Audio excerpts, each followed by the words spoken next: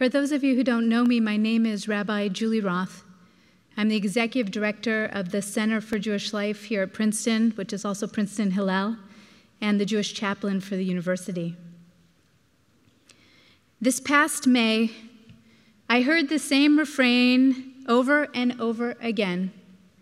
Students, faculty, administrators, and alumni all said to me a variation on the same theme. You have an impossible job. At first, in the midst of contentious rhetoric about Israel-Palestine and the rise of anti-Semitism on more than 50 college campuses around the country, I appreciated the empathy. But after a while, it only made me feel worse, and I got a little bit snarky. When one unsuspecting professor said to me, "You have the hardest job in the world," I said, "Really? Surely you don't think my job is harder than being president of the United States?" And he said, without missing a beat, "Actually, I think your job is harder." Now, in this moment, with the benefit of a few calmer months, I would respond differently because obviously I don't think my job is harder than being president of the United States. I would say, yes, it is extremely challenging to hold together one of the most diverse Jewish communities in the United States.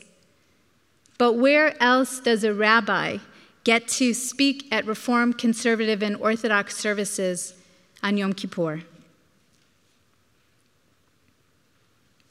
Before I continue, I want to acknowledge that there are people in our community and beyond who are angry at me or frustrated with me or disappointed in me because of things I've said or not said, because of things I've done or not done during this past crisis or an earlier one.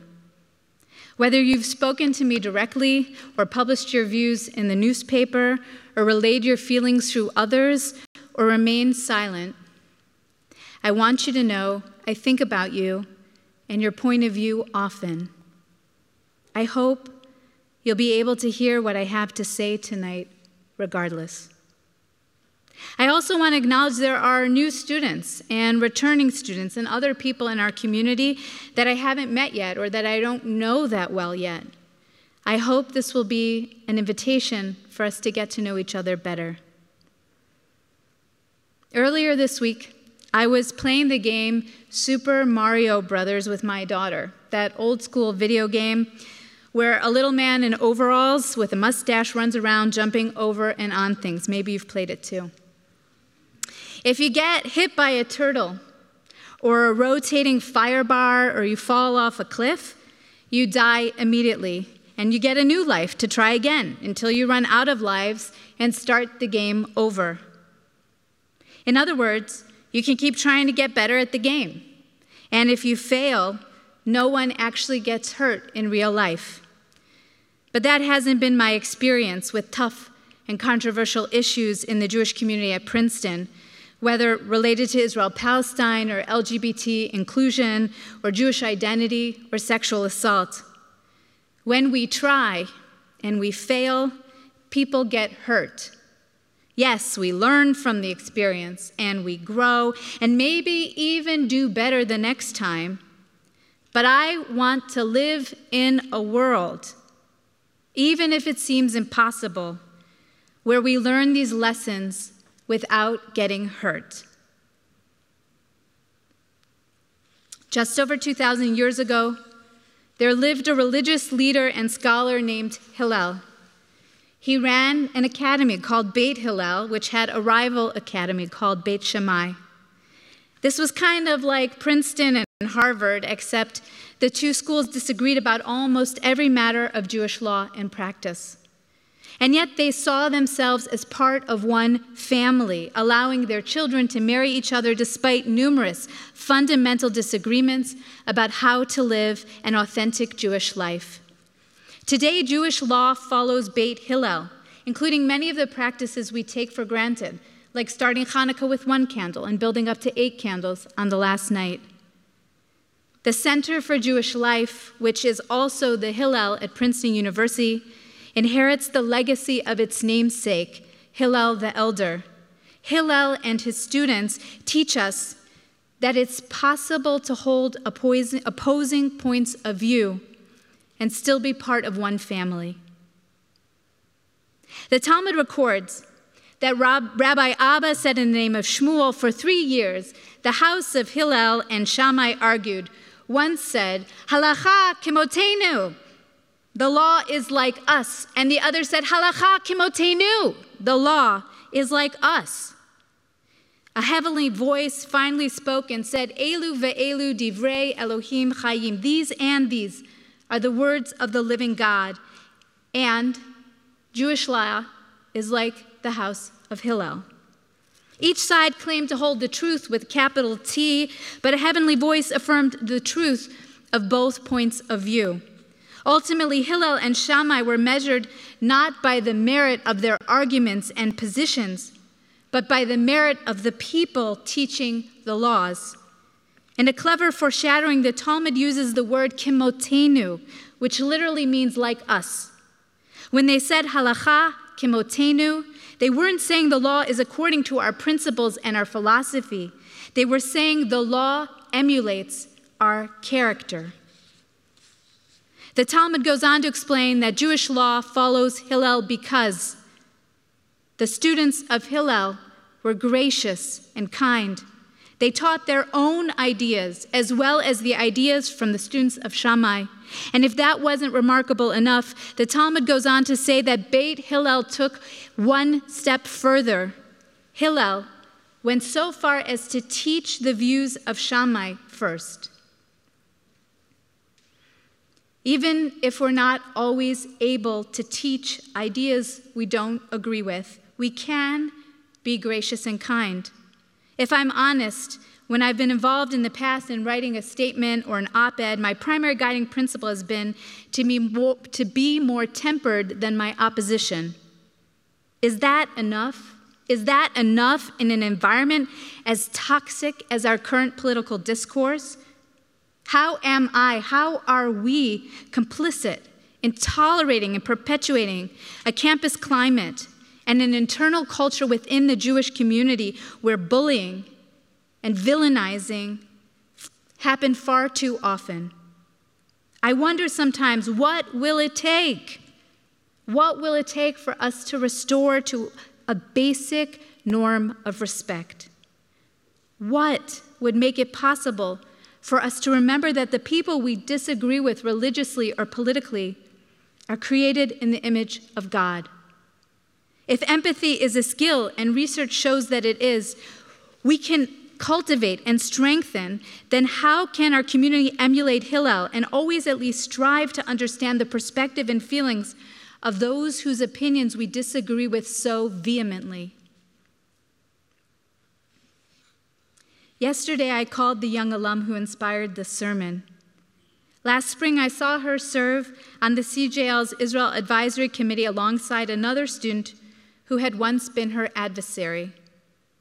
I remember tears and anger and ultimatums and hurt and fractured community from a few years prior when one of these two students planned Israel Shabbat and the other organized a campus-wide protest against it.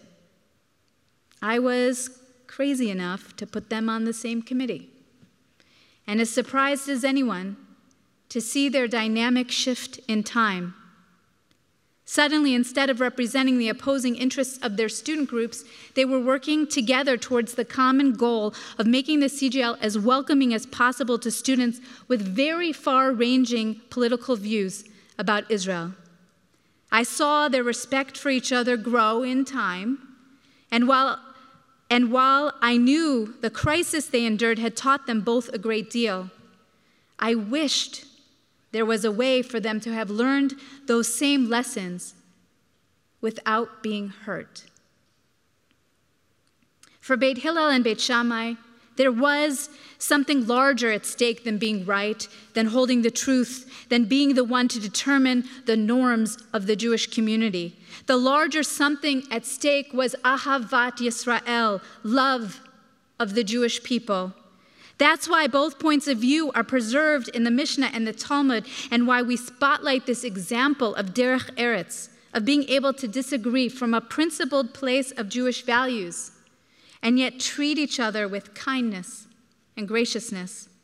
We're living in such a toxic culture, both generally in America and specifically within the Jewish community, a toxic culture that teaches us the other side is immoral or callous or self-hating or stupid and even dangerous. No wonder we lose sight of what's at stake beyond the specific argument or disagreement. No wonder we lose sight of our sense of connection and cohesion as a community and as the Jewish people.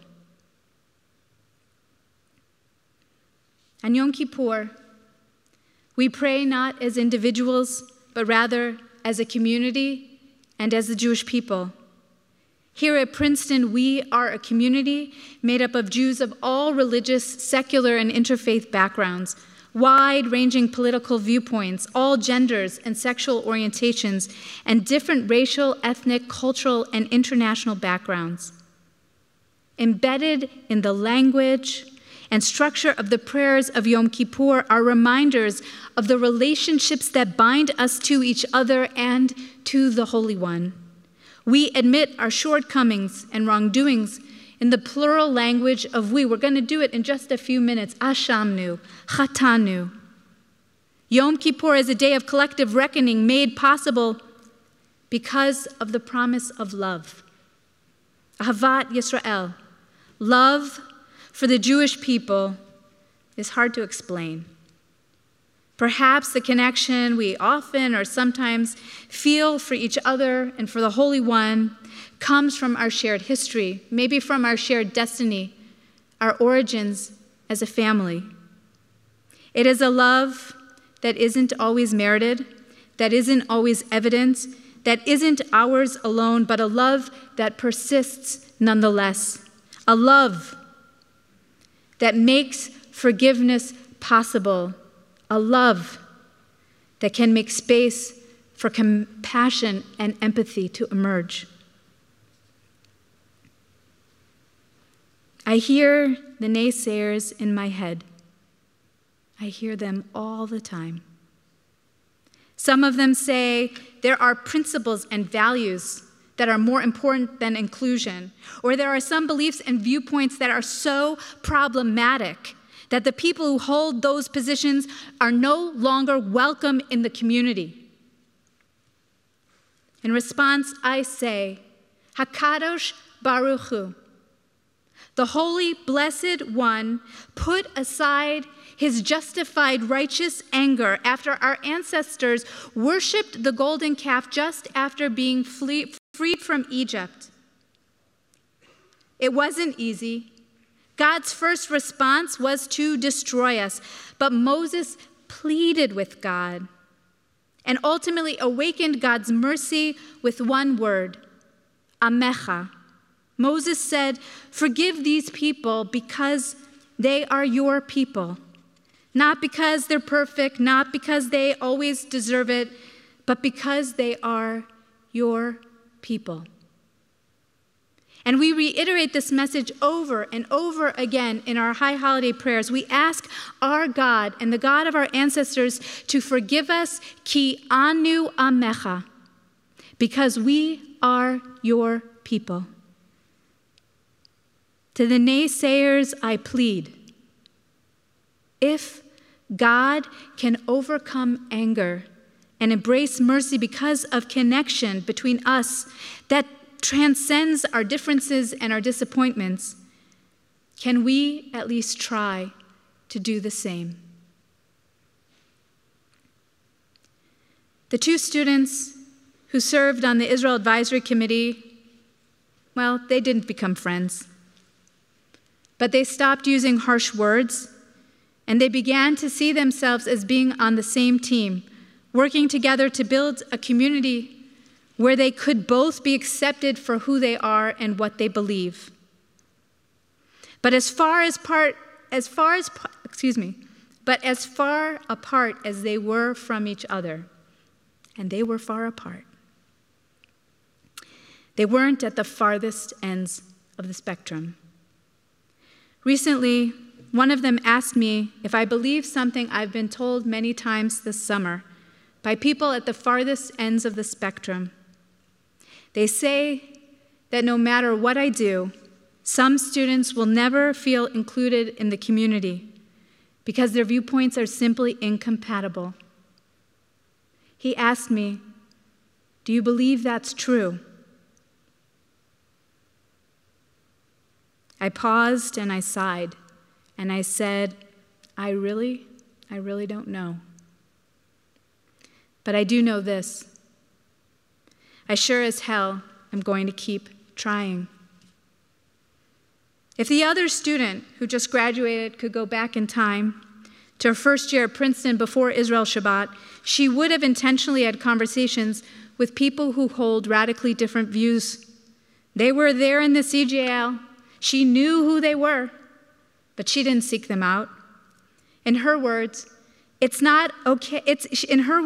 okay not to love them, but to know someone as a person, to know them as a classmate or maybe even a friend, before you're literally fighting with them about something, means you respect them and care about them. I asked her to give a blessing to all of us, and this is what she said. Be a community. Stand up for what you believe in, but do it in a respectful way. Be respectful of one another. Care about each other in the way you care about your family, because we are a family. She asked us to learn from our mistakes and to learn from each other, ki anu amecha, because we are a family, a community, a people. Empathy is a skill that can be strengthened. We all have a natural set point, but then our everyday choices either make us more or less attuned to the thoughts and feelings of others. Research shows that one of the best ways to build empathy is to be curious about strangers and to try to understand their point of view and their experiences. That's why CJL is sponsoring a 4-day retreat over fall break called 2 Jews, 3 Opinions. We're going to spend some quality time together intentionally as one of the most diverse Jewish communities in America, and we're going to listen to each other's stories and learn concrete skills for building a community that lives up to Hillel's legacy. The word halakha is often translated as law, but it really means pathway. Halakha kimotenu. The path forward is like us. My prayer is that we choose kindness and graciousness, either because it's the right thing to do or because we love being countercultural or because we want to hold together this fragile yet magical community. Halakha kimotenu, the path forward is not like me or like any one of us individually or like any subset of us. Elu ve'elu. It's like all of us collectively in all our imperfect and unique complexity. On this Yom Kippur, I'm asking you to please reach out to each other in curiosity and friendship within the Jewish community and beyond. Please help me build a way forward where respect and empathy are the trademark of our community. May we be sealed for good in the year to come. Gamar Chatima Tova.